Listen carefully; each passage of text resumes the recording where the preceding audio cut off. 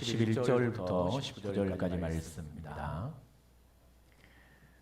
누가복음 17장 11절부터 19절까지 말씀을 교독합니다. 예수께서 예루살렘으로 가실 때에 사마리아와 갈릴리 사이로 지나가시다가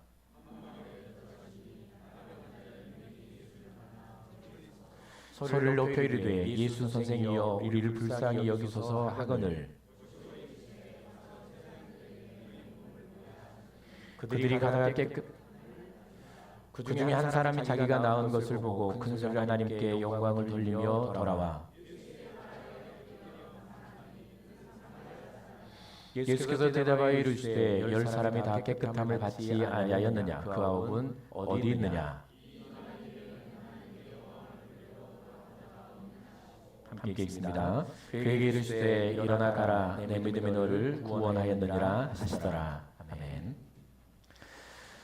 오늘은 참 믿음의 자리로 나아갑시다라는 제목으로 함께 하나님의 말씀을 나누도록 하겠습니다. 이 이제 제목은 그렇게 표현할 수도 있고 또 아니면 틀린 말일 수도 있는데, 왜냐하면 우리에게 믿음의 은혜를 주신 분은 하나님이십니다. 그러니까 믿음은 하나님의 은혜로 우리에게 들어오는 것이기 때문에 우리가 참 믿음으로 나아가자라고 하는 말은 어쩌면 그 은혜를 구하는 자리로 나아가자라는 뜻과도 같을 것입니다. 예수님께서 어느 날 예루살렘으로 내려가시는 길에 한 마을을 들르시게 됩니다. 그때 마을 사람들과 가족들과 격리되어 살던 한센병자 10명이 멀리 있어서 예수님을 알아봅니다. 요즘이야 뭐 전염이 되지 않고 그렇지만 이 시대에 한센병, 나병이라고 있고 또 옛날에는 문둥병이라고도 있습니다. 제 이럴 때만 해도 그 문둥병에 걸린 사람들이 이제 집을 돌아다니면서 먹을 것들을 구걸했던 기억이 가물가물 있는데, 이 당시에는 문둥병, 한센병은 하나님께 저주를 받아 생긴 병이라고 그렇게 생각을 했던 시대였죠. 전염되는 시대였기 때문에 한센병이 몸에 퍼지게 되면 그 사람은 마을로부터 쫓겨나게 됩니다. 그리고 마을 밖에서 격리되어서 한 곳에 모여 살았죠. 그리고 이제 사람들이 가까이 오게 되면 그들은 이제 율법에 보면 나는 부정하다, 나는 부정하다라고 외치면서 사람들이 가까이 오지 못하게 했습니다. 가까이 갈 수도 없었고 또 사람 가까이 하면 그들은 죽을 수밖에 없는 그런 형편이었던 것이죠. 그런 예수님을 향해서 그들이 예수 선생님이 우리를 불쌍히 여기소서라는 외침을 합니다. 큰 소리로 외쳤다. 13절 말씀을 보면 소리 높여 이르되 예수 선생이여 우리를 불쌍히 여기소서, 고쳐달라는 말이겠죠. 그러니까 이들도 언젠가 예수님에 대한 소식을 들었던 것 같고 그러면서 예수님이 지나간다는 소리를 듣고 그것을 보고 이제 외치는 겁니다. 그때 예수님은 모두가 외면했던, 그 누구도 함께 하려고 하지 않았던, 누군가에 갈 수도 없었던 그들의 부르짖는 소리를 외면하지 않고 이렇게 말씀을 하시죠. 14절 보면 보시고 이르시되 그들을 보십니다. 그들을 보시고 말씀하시는데 이런 말씀을 하시죠. 가서 제사장들에게 너희 몸을 보이라 라고 말씀합니다. 이 말씀을 듣고 10명의 한센병자들은 제사장에게 가죠. 이건 이제 어쩌면 그들의 인생에는 생명을 건 도전이었을 겁니다. 쉽지 않은 일이었을 겁니다. 왜냐하면 치유받지 않고 몸이 여전히 문둥병이 몸에 가득한데 사람들 곁에 간다는 것은 죽음이었기 때문에 목숨을 걸고 간 것이죠. 어쩌면 이것도 그들에게는 위대한 어떤 믿음, 위대한 순종이었을 겁니다. 그렇게 가는 길에 그들은 자신들의 몸이 나았다는 것을 알게 됩니다. 확인하게 되죠. 그런데 이제 문제는 그 다음에 생기게 됩니다. 그 다음에 문제가 뭔가 하면 제사장들에 가다가 자신의 몸이 나은 것을, 치유받은 것을 확인한 10명의 한센병자 중에 9명은 그 길을 계속 달려갑니다. 왜냐하면 가장 급한 일이 제사장에 가서 그 몸을 확인받는 일이었기 때문에. 그래야 그들은 고향으로 돌아갈 수 있었기 때문에 그 길을 가는 것이죠. 이 길을 갑니다. 그런데 한 사람 사마리아인은 가던 길을 멈추고 하나님께 영광을 돌리면서 예수님께 계시는 곳으로 돌아와 엎드려 그분을 감사합니다. 하나님께 영광을 돌리면서 돌아와서 엎드려서 감사의 고백을 드리죠. 그때 예수님께서 10명의 이제 다 돌아오기를 기다리셨던 것처럼 이런 말씀을 하시죠. 10사람이 다 깨끗함을 받지 않았느냐? 10사람이 다 깨끗함을 받지 않았느냐? 그런데 그 9은 어디 있느냐라고 물으십니다. 그 후에 돌아와서 엎드려 감사하는 이 한 사람에게 예수님은 이런 선포를 내주시죠. 가라, 내 믿음이 너를 구원하였느니라. 일어나 가라, 내 믿음이 너를 구원하였느니라 라는 구원을 선포해 주십니다. 어떤 차이가 있을까? 어떤 차이가 있을까? 사실 우리는 어쩔 수 없이 병들 수밖에 없고 또 때가 되면 죽을 수밖에 없는 육체를 안고 삽니다. 육체는 흙으로 만들어졌기 때문에 하나님의 말씀을 따라 죄인인 인생들은 한 번은 다 죽습니다. 이 장막은 무너지게 되죠. 그러니까 어떤 병에 들었든지 어떤 약하든지 그 육체의 질병과 아픔은 어떤 약을 통해 또 의사 선생님들을 통해서 치유받고 고침을 받아도 결국은 다시 병들게 됩니다. 이게 육체라는 것이죠. 죽은 사람을 살려놔도 그 사람은 결국 죽게 됩니다. 왜냐하면 꼭 한 번은 죽게 되기 때문에. 그런데 그 죽음, 육체의 죽음, 이 육체의 한계죠. 그런데 9명은 그 육체의 치유에서 그칩니다. 그러니까 다시 병들 육체, 다시 죽을 육체. 잠깐의 어떤 살아난 회복된 그 기쁨과 가족과 함께할 기쁨 누리지만 그러나 결국 언젠가 다시 병들게 될 것이고 죽게 될 그 육체 회복을 누립니다. 그런데 예수님께 돌아와 감사한 영광을 돌리며 감사하는 이 한 사람은 그의 인생을 구원받죠. 그러니까 육체를 넘어서 그의 영혼을 구원받는 겁니다. 죽어도 다시 사는 구원의 은혜가 그에게 임하는 겁니다. 이 죽음을 생명이 죽음을 삼키는 영생이라는 이 은혜가 그에게 임하게 되는 것이죠. 이게 구원의 선포입니다. 그의 과거와 현재와 미래를 구원받는 이 놀라운 은혜가 돌아온 한 사람에게 임한 사건이 바로 오늘 이제 한센병자 이야기입니다. 오늘 이 말씀 가운데서 이제 몇 가지 질문과 답을 통해서 하나님께서 우리에게 들려주시는 진리를 이제 깨달아야 되는데 첫 번째 질문은 우리를 향한 하나님의 소망이 무엇인가? 나를 향한 하나님의 소원이 무엇인가? 나를 부르신 그러니까 우리는 어느 시점에 어떤 사람을 만났든 어떤 사건을 만났든 내 안에 어떤 구원에 대한 열망이 생겼든 어떤 신에 대한 갈망이 생겼든 내 인생에 어떤 기대가 있었든 어떤 이유들로 해서도 우리는 교회라는 곳에 나왔고 또 하나님을 예배한 자리에 있습니다. 그렇게 하나님이 우리를 부르신 목적이 뭔가? 나를 하나님의 소원이 무엇인가라는 사실을 먼저 우리 알아야 되겠죠. 오늘 예수님께서 10명이 돌아온 사람과 제자들과 사람들 앞에 하시는 말씀이 있죠. 야, 10명이 다 깨끗함을 받지 않았느냐? 분명히 10명이 다 깨끗함을 받았는데 그 9은 어디 갔느냐? 9은 어디 갔느냐? 하나님께 영광을 돌리러 온 자가 이 방에는 한 사람밖에 없느냐라고 묻는 이 물음. 이 예수님의 말씀 때문에 우리는 한 가지 오해할 수가 있습니다. 뭔가 하면 예수님이 어떤 자신이 영광을 받으시기 위해서 어떤 감사라는 것들을 받기 위해서 그 일을 위해서 예수님이 이들을 고치셨다라고 착각을 할 수 있습니다. 뭔가 우리에게 그 요구하는 것들이 있고 나에게 뭔가 받기를 원하는 뭐 헌금이든 시간이든 그 어떤 내 능력이든 그것들을 받기 위해서 하나님이 나를 부르셨다라고 착각할 수 있는 것이 이 말씀만을 보면 그런데 여러분 이 사건의 결론을 보면 분명히 그것이 아님을 알 수 있습니다. 예수님께 돌아온 사마리아인의 믿음을 보시고 예수님께서 그에게 선포해 주시는 말씀이 있죠. 내 믿음이 너를 구원하였느니라 라는 이 말씀, 이 선포를 우리는 봅니다. 그러니까 예수님께서 예루살렘으로 가시는 길에 들리지 않아도 될 마을로 들어가십니다. 왜냐하면 그리고 가지 않아도 될 한센병자들이 있는 곳으로 가시죠. 그들이 보이는 곳까지 갑니다.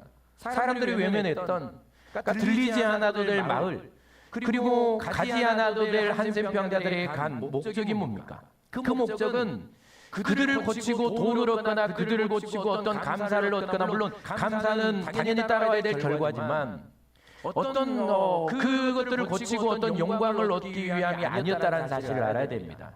예수님께서 그곳에 가시고 그들을 치유하신 분명한 목적은 그들에게 구원받는 믿음을 주시기 위함입니다. 그러니까 하나님께로 멀어졌던 하나님과의 관계를 회복시키시고 다시 하나님의 은혜 아래 부르시고 그들에게 구원받는 믿음, 영생하는 믿음을 주시고 하나님과 다시 은혜 가운데 영원히 살아갈 그 영생의 복을 주시기 위해서 예수님은 그들에게 찾아가시는 것이죠. 이게 예수님이 그들을 찾아가신 목적입니다. 그러니까 우리를 부르신 목적도 마찬가지입니다. 주님은 나에게 어떤 능력을 요구하시는 게 아닙니다. 하나님은 나에게 어떤 힘을 요구하시는 게 아닙니다.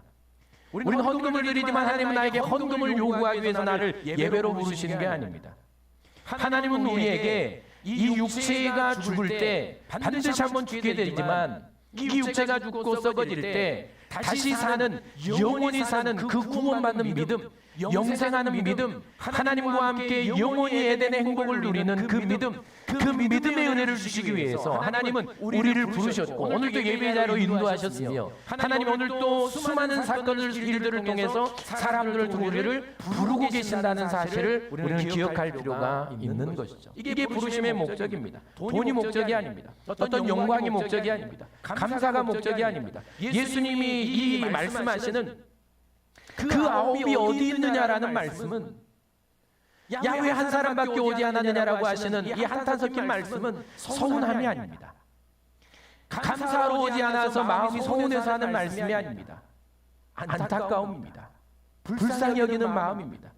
왜 그들은 믿음으로 나오지 못했는가라는 그 안타까움과 불쌍히 여기는 마음이 이 예수님의 말씀 가운데 들어있는 것이죠. 이게 우리가 분명히 알아야 될 것입니다. 그러니까 여러분 어디서 돈을 요구하거나 어디서 내 어떤 희생을 요구하거나 물론 우리는 그렇게 가야 하지만 그건 다 이단 사입입니다. 어떤 분들은 치유의 이 사람을 고치는 것은 이제 불교에도 있고 무당한테도 있고 우상한테도 있습니다. 그래서 사탄도 이 일을 행합니다. 좋게 말해서 좋게 표현해서 어떤 분이 치유의 은사를 받았다고 쳐보면 어떤 치유의 은사를 받아서 한 사람을 치유하고 얼마를 주면 치유해 주겠다라고 하고 치유하고 돈을 요구하는 것들은 다 이단 사입입니다. 교회 갔는데 돈만 얘기한다. 교회 갔는데 돈만 들으라고 한다. 거기는 이단 사입입니다.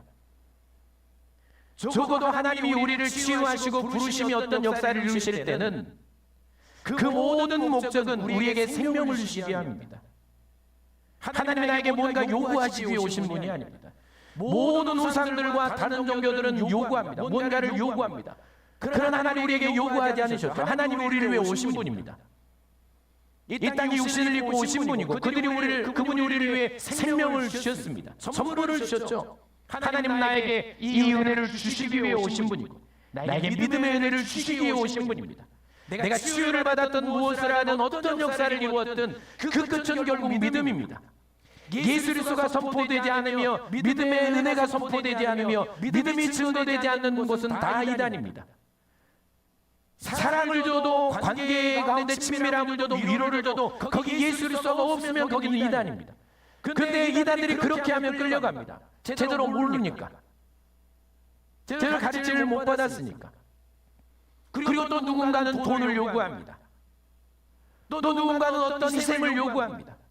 또 누군가는 교인들을 이용하기도 하죠. 성도들 이용하기도 합니다. 지금 어제 그제 계속 신문에 나오는 뉴스에 나오는 기사 중에 하나가 기독교에 대한 신뢰도입니다. 기독교에 대한 신뢰도가 신뢰하지 않는다는 퍼센트가 75%가 넘습니다. 이런 시대에 이제 전도는 다 끝난 것 같습니다. 물론 하나님이 역사하시면 이 일은 뭐 또 가능하겠지만 이런 시대를 살아갑니다. 이용하려는 믿음을 이용하고 복음을 말씀을 이용하고 성도를 이용하며 교회를 이용하려는 믿음이 없고 예수 그리스도가 증거되지 않는 이런 이단 사이비들 교회라고 붙어 있지만 여러분 그건 다 교회가 아니죠. 교회는 그걸 위해 세워진 게 아니니까. 목사라고 타이틀을 붙였지만 그건 목사가 아닙니다. 목사가 그러라고 세워진 분이 아니니까. 직분자도 마찬가지입니다. 정확하게 알고 여러분 교회를 분별하시고 정확하게 알고 믿음으로 나아가야 됩니다. 결국 오늘도 마찬가지입니다. 여러분, 우리는 신앙을 다 뭔가를 얻기 위해 시작합니다. 그러나 우리는 적어도 마지막 결과는 구원받는 믿음의 자리까지 가 있어야 합니다. 이게 없으면 다 헛것입니다. 다 허망한 것입니다. 요한복음 3장 16절 17절 말씀 주부에 기록되었으니까 여러분 한번 읽어보시고요. 띄워주시지 않으셔도 됩니다. 여기 하나님께서 인간의 몸을 입고 세상에 오신 것은 하나님의 자녀를 구원하셔서 영원한 생명을 주시기 위함입니다. 다른 거 요구하시는 게 아닙니다. 요한복음 20장 30절 31절 우리 함께 읽어볼까요? 예수께서 시작. 예수께서 제자들 앞에서 이 책에 기록된지 아니한 다른 표적도 많이 행하셨으나 어디 이것을 기록하면 너희로 예수께서 하나님의 아들 그리스도이심을 믿게 하려 하며 또 너희로 믿고 그 이름을 힘입어 생명을 얻게 하려 함이니라. 예수님께서 이 표적을 보이신 이유들이 다 그런 겁니다. 기적을 행하시고 병자를 고치시며 죽은 자를 살려내시고 오병이어의 사건을 일으켜주시고 무리를 걸으시며 그리고 풍랑을 잔잔케 하시는 그리고 외로운 자들을 찾아가시는 오늘 한센병을 고쳐주시는 이 놀라운 목적, 이 끝의 목적이 뭔가 하면 너희로 예수께서 하나님의 아들 그리스도이심을 믿게 하려 하며 너희로 믿고 그 이름을 힘입어 생명을 얻게 하려 함이라. 그러니까 생명이 없는 종교는 다 헛종교입니다. 그러니까 예수 그리스도를 믿는 믿음이 선포되지 않는 모든 것들은 다 우상이고 여러분 이단이며 적그리스도고 여러분 이단 사입이라는 사실을 여러분 기억해야 됩니다. 오늘 하나님께서 이 말씀을 주시는 것도 마찬가지입니다. 우리에게 이 말씀을 주시고 읽게 하시고 듣게 하시고 묵상하게 하시는 것도 마찬가지입니다. 우리에게 믿음을 주시고 영원한 생명을 얻는 이 구원의 길을 열어주시기 위함입니다. 그러니까 헛된 것 증거하는 그 일이 교회 안에 일어나지 말아야 됩니다. 도덕을 가르치는 데가 아니고 윤리를 가르치는 데가 아닙니다. 경제를 가르치는 데가 아닙니다. 돈 버는 법을 가르치는 데가 아닙니다. 잘 사는 법을 가르치는 데가 교회가 아닙니다. 하나님의 말씀에 여러분 돈 버는 방법은 없습니다. 그런데 여러분 목사들이 돈 버는 방법을 얘기합니다. 그런데도 성도들은 따라갑니다. 왜냐하면 돈이 좋으니까. 잘 살면 좋으니까. 오늘도 우리를 부르시는 것은 나에게 구원받는 믿음을 주시기 위함입니다. 그러니까 우리 신앙생활의 최종 목적이 뭡니까? 예수께서 하나님의 아들이라는 것을 믿는 믿음, 그 믿음을 주시기 위함입니다. 오늘 한센병장으로 마찬가지입니다. 구원받았던 그 믿음, 그 믿음을 그 믿음의 자리까지 나아가게 하시는 이 목적, 이 일을 위해 우리는 하나님은 우리를 부르시는 것이죠. 예수님께서 제자들에게 이런 말씀을 하신 적이 있습니다. 썩을 양식을 위하여 일하지 말고 영생하도록 있는 양식을 위하여 일하라 라고 말씀하셨습니다. 그때 제자들이 이 말씀을 이해하지 못해서 그것이 그 일이 어떤 일입니까? 무슨 일이 영생하도록 하는 것을 위해 하는 일입니까? 라고 묻습니다. 그때 예수님께서 그들에게 그렇게 말씀해 주시죠. 하나님께서 나를 보내신 일을 믿는 것이 하나님의 일이니라. 그러니까 최고 우리가 하나님 앞에 할 수 있는 최고의 일은 믿음으로 나아가는 것입니다. 믿음으로. 그러니까 예배도 믿음으로 나아가는 겁니다. 다른 어떤 것 필요 없습니다. 우리가 하나님을 믿는 믿음으로 나아가면 하나님 우리를 기뻐 받으십니다. 언젠가 제가 말씀드렸죠. 어떤 나이 드신 집사님께서 제가 전화를 했더니 왜 교회를 안 나오시냐고 그랬더니 빈손으로 나오지 말라고 했다고. 무슨 말씀인지 모르십니까? 교회에 가니까 빈손으로 나오지 말라고 그랬다고. 갖고 갈 게 없으니까 못 나오신다. 우리는 과거 이렇게 배우기도 했습니다. 하나님 어떤 역사들 가운데 뭐 있었던 일이니까 비난할 일은 아니죠. 그런데 여러분 오직 믿음입니다. 우리 하나님께 믿음으로 가는 겁니다. 하나님 우리에게 믿음 주시기를 원합니다. 믿음 주시기를 원합니다. 이게 최고의 일이고 최고의 기쁨입니다. 그러니까 예수님께 가장 큰 기쁨이 뭐였을까요? 돌아와서 그가 감사하는 거였겠습니까? 아니요. 그가 돌아와 믿음으로 반응하는 것일 겁니다. 그러니까 감사는 당연히 있어야 합니다. 감사는 구원받는 조건이 아니고 믿음이 내 안에 들어오면 나 같은 존재를 찾아오시고 만나주시고 구원하신 은혜에 대한 감사는 자연스럽게 일어나는 겁니다. 그러니까 우리가 뭔가를 드리며 헌신하며 갈 때는 적어도 여기서부터 출발해야 됩니다. 그 마음이 생기지 않고 막 아깝고 뭐 서운하고 드리기 내 것들 내가 갖고 싶고 그런 마음이 들 때는 사실 여러분 안 드려도 됩니다. 내 안에 진정한 믿음의 은혜가 들어오고 내가 하나님 앞에 내가 받은 구원이 감사하고 감격스러워서 감사하며 영광 돌리며 내 전부를 바쳐도 아깝지 않을 그 마음이 들 때 진정한 헌신과 드림의 역사는 그때부터 시작이 되는 겁니다. 이게 진정한 드림이죠. 그러니까 하나님 우리에게 이 믿음을 요구하시는 것이죠. 그러니까 우리는 이 믿음의 은혜가 나에게 있는지를 우리는 점검해야죠. 이 믿음이. 그리고 이 믿음의 은혜가 없으면 하나님의 은혜를 구해야죠. 왜냐하면 믿음은 하나님의 은혜로 우리에게 오는 것이니까. 에베소 2장 8절 너희는 그 은혜에 의하여 믿음으로 말미암아 구원을 받았으니 이것은 너희에게서 난 것이 아니요 하나님의 선물이라. 그러니까 이 한센병자는 이 믿음의 선물을 받은 것입니다. 예수님은 10명 모두에게 이 믿음의 은혜를 주시기 위하여 오셨고 이 구원받은 믿음의 은혜를 받고 그들이 영생하는 복을 누리도록 하시기 위하여 다 치유의 은총을 베푸셨지만 그러나 안타깝게도 그 믿음으로 반응한 사람은 한 사람뿐이었습니다. 그 믿음을 선물로 받은 사람은 한 사람뿐이었죠. 그것은 하나님 앞에 최고의 기쁨이었을 겁니다. 자, 두 번째 질문입니다. 그러면 나는 어떤 믿음을 가졌는가? 믿음은 두 가지가 있습니다. 첫 번째는 나에게서 나와온 믿음입니다. 그러니까 내 마음으로부터 발현되는 믿음. 이거는 10명의 한센병자가 치유받은 믿음은 엄밀하게 말하면 그들 자신으로부터 나온 믿음입니다. 이것도 이 믿음조차도 예수님의 소문을 듣고 그들에게 찾아가심으로 발현된 어떤 믿음. 예수님은 그 믿음도 귀하게 보시고 치유해 주셨지만 그러나 엄밀히 따지면 그들이 보여준 믿음은 그들의 질병을 치유받으려는 그의 아픔을 치유받으려는 갈망, 열망으로부터 발현된 믿음입니다. 그러니까 쉽게 말하면 이 믿음은 어디에도 있습니까? 이 믿음은 불교에도 있고 무당에게도 있고 우상에게도 있습니다. 어느 종교에도 이 믿음은 있습니다. 우리는 대부분 이 믿음으로 출발하죠. 이 믿음으로 출발합니다. 이 믿음의 특징은 9명이 보여준 대로 자기 어떤 목적이 이루어지고 어떤 소망이 이루어지면 자연스럽게 그 종교로부터 멀어집니다. 그리고 이 일이 이루어지지 않고 기대가 무너지면 자연스럽게 그곳을 떠나가게 되죠. 이게 사람으로부터 발현된 믿음입니다. 언제든지 떠나갈 믿음. 그런데 우리는 대부분 이 믿음으로부터 출발합니다. 하나님은 우리 안에 종교의 씨앗을 담아주셨죠. 우리 모두에게는 신을 찾고자 하는 열망이 있습니다. 자기가 무신론자라고 하냐 무언가를 붙들고 싶은 그 간절한 기대. 사람은 죽을 지경에 이르면 지푸라기를 잡고자 하는 열망이 생깁니다. 어떤 분들은 교회를 길을 지나가다가 교회 안에 들어가고 싶은 마음을 가진 사람도 있죠. 하나님께로부터 온 것들. 그러니까 하나님은 내 안에 어떤 소원이나 희망이나 기대나 어떤 아픔이나 때로는 어떤 사람과의 만남을 통해서 하나님은 하나님께로 우리를 초청하시고 예수님을 찾아오셨던 것처럼 그렇게 초청하시고 이 믿음의 이 신앙의 여정을 출발하게 하시죠.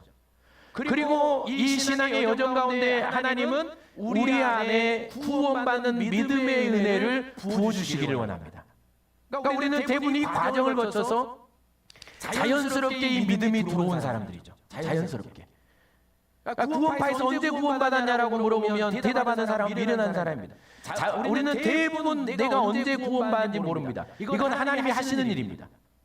성령이 바람처럼 하시는 일이죠. 그러니까 자기가 구원받은 날을 안다. 어떤 뜨거움을 체험한 날이 구원받은 날이라고 하는 굉장한 착각입니다.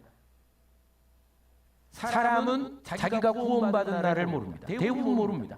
야, 너 태어난 세기를 아는데 너 구원받은 나를 몰라? 너는 구원받은 사람이 아니야. 그리고 구원파들은 그렇게 말하면서 우리한테 와봐. 너 구원받는 나를 알려줄 거야. 그래 끌려간 사람들이 많아. 이단에 빠진 사람들. 우리가 하나님을 믿는 믿음은 여러분 기억해 보세요. 아주 자연스럽게 들어옵니다. 우리가 어떤 분은 원하지 않았음에도 불구하고 들어온 분들이 있습니다. 하나님을 믿고 그리고 내가 죄인이라는 사실을 믿고 그리고 예수 그리스도가 하나님의 아들이라는 사실이 믿어지고 그분의 십자가의 사건을 믿고 내가 죄에서 구원받았다는 사실을 믿으며 부활의 소망을 갖는 이것은 아주 자연스럽게 우리 안에 들어오는 믿음, 하나님의 은혜로 들어오는. 그리고 두 번째 믿음은 하나님께로부터 온 믿음입니다. 하나님께로부터 온 믿음. 이 믿음은 제사장에 가다가 치유받은 것을 확인하고 가던 길을 멈추고 돌아와서 하나님께 영광을 돌리며 감사하는 이 사마리아인을 통해 발견되는 믿음이죠. 그는 자신이 치유받은 것을 확인했을 때 참 믿음의 은혜가 임합니다. 언제 임한지 모르겠지만 발견했을 때 이걸 감사하기 위해서 영광을 돌려 내가 가야 되겠다라고 하는 그 마음을 품고 돌아가는 길에 이 믿음이 임했든지, 아니면 자기의 몸이 깨끗해진 것을 보았을 때 그분이 하나님이시구나라는 이 사실을 믿는 믿음이 임했든지, 그들에게 이 믿음이 자리 잡게 됩니다. 믿음의 은혜가 들어가게 되죠. 그리고 그 믿음으로 가장 급하고 중요한 일을 뒤로하고 예수님께로 돌아와 영광을 돌리며 감사하게 되는 겁니다. 그러니까 참 믿음은 하나님께로부터 우리 안에 임하게 됩니다. 하나님이 오늘 여러분 어떤 사람을 만나서 교회에 오셨든, 어떤 사건을 통해 이 신앙의 여정을 시작하셨든, 내 인생의 고난을 통해 어떤 분을 내 고난의 문제를 해결하기 위해 오셨든, 어떤 사건과 환경을 통해 이곳에 오셨든, 그 끝은 하나님께로부터 내 안에 임하는 믿음이어야 할 줄로 믿습니다. 그래서 우리가 이 믿음을 억지로 얻을 수는 없지만 적어도 이 믿음의 은혜를 구하는 자리로 가야 합니다. 이 믿음이 나에게 없다라고 내가 인정하고 고백한다면, 오늘 하나님 앞에 내 솔직한 내 상태를 고백하고, 하나님 나에게 이 사마리아인에게 주셨던 하나님을 알고 믿는 영생하는 믿음의 은혜를 내 안에 부어주십시오. 그걸 주하고 구하며 나아가는 겁니다. 이런 의미에서 나아가라고 여러분에게 표현을 한 겁니다. 자, 그러면 세 번째, 그러면 이제 참 믿음이 들어오면 어떤 변화가 생기게 될까요? 참 믿음이 들어오게 되면 내 말과 행함과 삶에 어떤 변화가 찾아오게 될까요? 사마리아인에게 참 믿음의 은혜가 들어갔을 때 당장 일어난 변화가 뭡니까? 가던 길을 멈추죠. 가던 길을 멈춥니다. 그리고 돌아섭니다. 그리고 누구에게로 오는가 하면 예수님께로 오게 되죠. 이걸 우리는 두 글자로 회개라고 합니다. 회개는 단순히 내가 과거에 지은 죄를 회개하는 게 아니고, 내가 하나님을 알지 못하고 살아가던 내 인생의 길을 멈추고 예수님께로 내 삶의 방향을 돌이켜 돌아오는 것이 회개입니다. 믿음이 들어오면 돌아서게 됩니다. 내가 내 인생을 위해 살아가던 길을 멈추고 예수님께로 돌아서게 되죠. 그럼 좀 더 구체적으로 돌아선다는 게 뭘까요? 이걸 어떻게 우리는 구체적으로 표현할 수 있을까? 첫째는 가치의 변화와 포기가 일어납니다. 가치의 변화, 그러니까 내가 가치 있다라고 생각했던 것들의 변화와 내가 가치 있었다라고 생각하는 것들의 포기가 일어나게 됩니다. 믿음의 은혜가 들어오면. 자, 보세요. 자, 한센병자들에게 그 평생의 소망은 뭐였을까요? 그들의 몸이 치유받는 것. 그것보다 더 간절한 소망이 있었을 겁니다. 그게 뭘까요? 그게 뭐겠습니까? 제가 지난주에 제 아들 해병대에 퍼놓고 왔습니다. 그리고 엊그제 옷이 왔습니다. 걱정은 하지 않습니다. 워낙 운동을 좋아하니까 못할 건 없을 텐데 마음이 허전합니다. 제 어머니가 그걸 알더라고요. 저를 군대 보내보셔서. 전 아버지가 무섭기만 했는데 제 아버지가 저를 군대에 놓고 돌아가면서 우셨다는 얘기를 듣고 내 아버지 맞구나.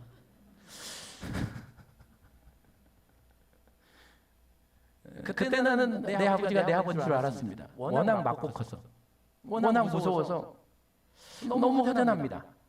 그리고 보고 싶습니다. 그래서 4월 2일 수료식만 기다리고 있습니다. 이 잠깐의 어떤 이별도 마찬가지인데요.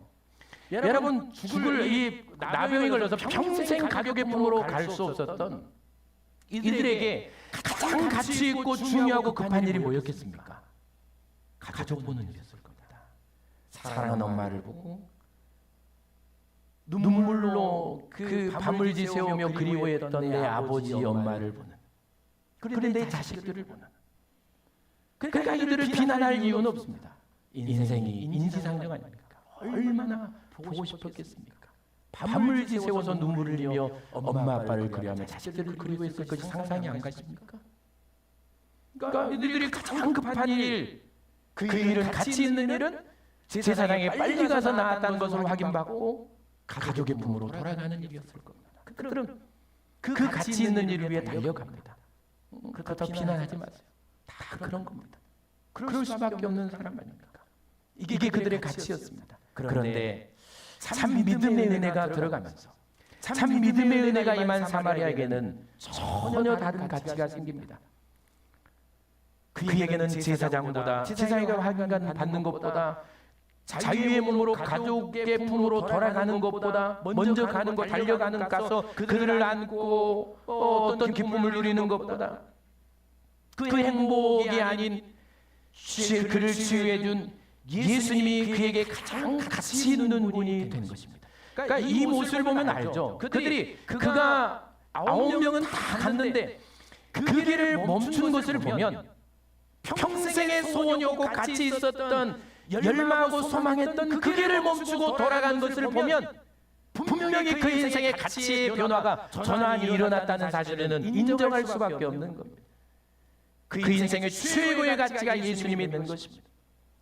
그의 최고의 가치와 급한 일이 하나님께 가서 영광을 돌리며 예배한 일이었으니 그 가치의 변화가 일어나게 된 것이죠. 이게 그에게 일어난 사건입니다. 이것이 바로 참 믿음이 들어온 사람에게 일어나는 자연스러운 가치의 변화입니다. 참 믿음의 은혜가 임하면 예수님을 알기 전에, 예수를 믿기 전에 내가 가장 가치 있다고 생각했던 것들이, 내 인생의 가장 소중한 것들이 하나님과 예수님 다음으로 내려오게 됩니다. 가치의 전환이 일어나게 되죠. 가치의 전환. 내 인생의 가장 가치 있는 분이 하나님이 되는 것이고, 내 인생의 가장 가치 있는 일이 하나님 앞에 예배한 일이 되는 것입니다. 이 변화가 일어나고 있는 과정에 있고, 이 변화가 일어난 사람들이 있고, 그리고 이 변화가 일어나야 될 사람들이 있습니다. 우리는 다 하나님 앞에 부름을 받은 사람들입니다. 하나님께로 부름을 받은 사람들입니다. 그리고 우리는 이 자리까지 가야 하는 것입니다. 내 인생의 가치의 전환이 일어나는 자리까지 나아가야 되는 것입니다.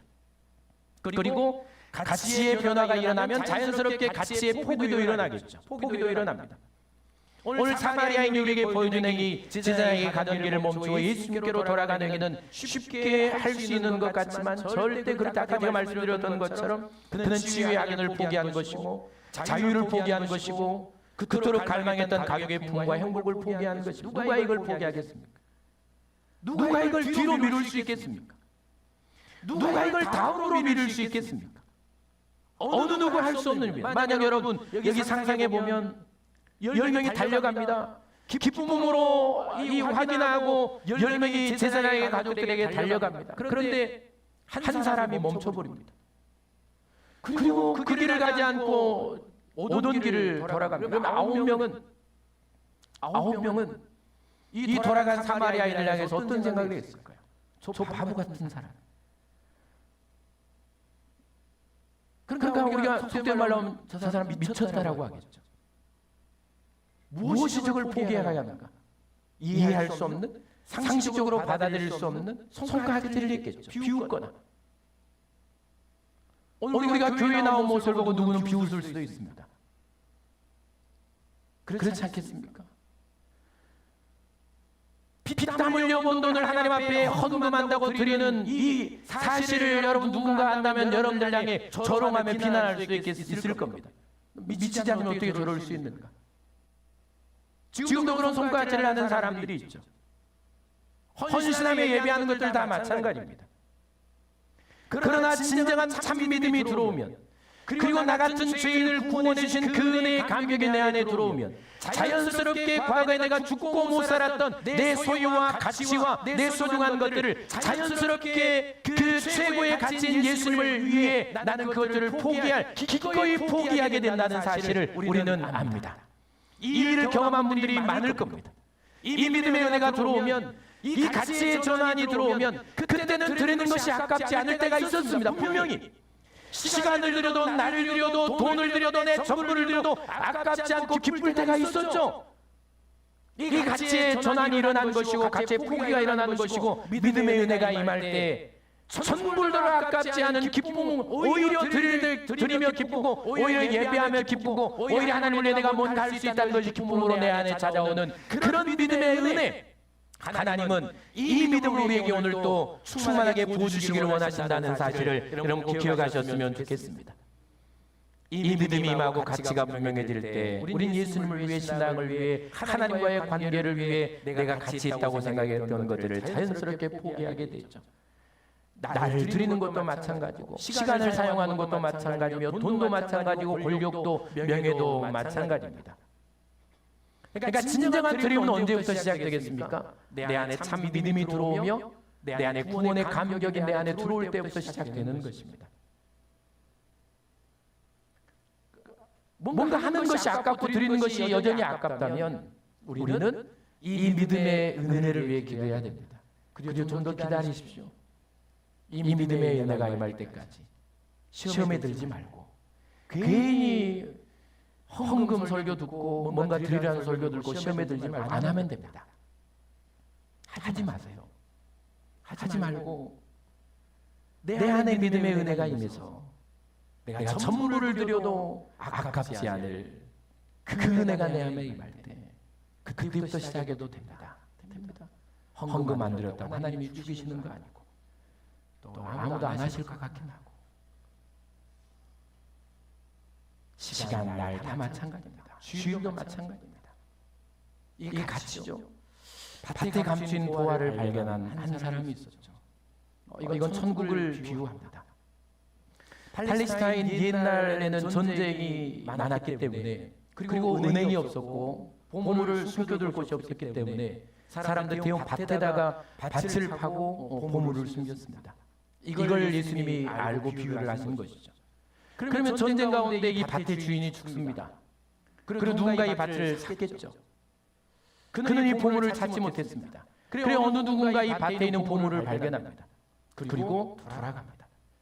그리고 자기 전부 자기 소유를 다 팔아서 이 밭을 삽니다. 아무도 가치 없게 생각하는, 누구도 사려고 하지 않는, 누구도 가치 있다고 생각하지 않은, 미쳤다고 하지 않겠습니까? 이 밭 하나를 위해 자기 소유를 팔은 이 사람을 보고 사람들은 조롱하고 손가락질을 할 겁니다. 그러나 천국의 가치를 알고 믿음의 가치가 들어오고 예수라는 가치가 들어오고 내 인생의 영혼이라는 가치가 들어오면 오늘 전부를 팔아서 이 밭을 사는 이 가치에 준한 포기의 역사들은 자연스럽게 일어나게 되는 것입니다. 우리 삭개오를 잘 압니다. 그는 돈이 전부인 줄 알았습니다. 돈이면 행복할 줄 알았습니다.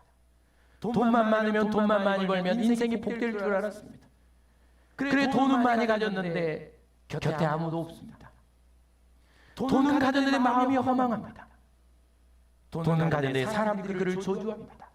죄인이라고 가까이 하지 않습니다. 너무 외롭고 고독합니다. 그래서 그가 예수님의 소문을 듣고 예수님을 찾아 나아갑니다. 돌무화과 나무에 올라가 있는 그를 예수님이 부릅니다. 삭개오야 내려오라. 오늘 내가 너의 집에 유하여야겠다. 그리고 예수님께서 죄인인 그의 집에 들어가시 아무도 상대해주지 않는 그 집에 들어갔죠. 그때 이 삭개오에게 믿음의 은혜가 임하게 됩니다. 그러면서 예수님께 고백합니다. 예수님이 야, 너 믿음이 있으니 나한테 헌금해 이러지 않았습니다. 너 네 돈 다 나한테 줘. 돈 달라고 하는데 가지 말고, 전 재산 팔아서 땅 사라고 하는데 가지 말고, 저기 과천에 하나님 나라가 임한다고 거기 땅 사라고 하는데 가지 말고, 제발 가지 말고. 이렇게 말해도 가요. 이렇게 말해도.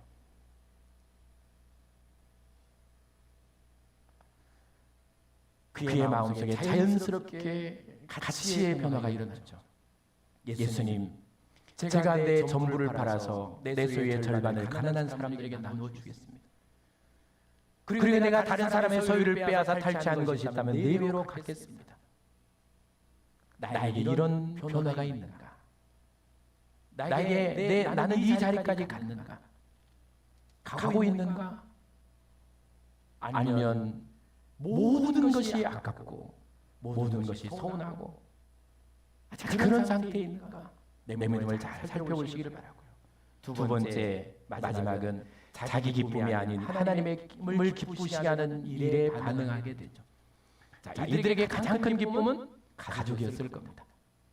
이들의 가장 큰 기쁨은 세상에 확인받고 가족들과 함께 복된 삶을 살아가게 되는 것이었을 겁니다. 그런데 한 사마리아인 사마리아 사람은 그 기쁨을 포기하고 하나님의 영광을 위해 예수님을 향해 갑니다. 그분께 감사합니다.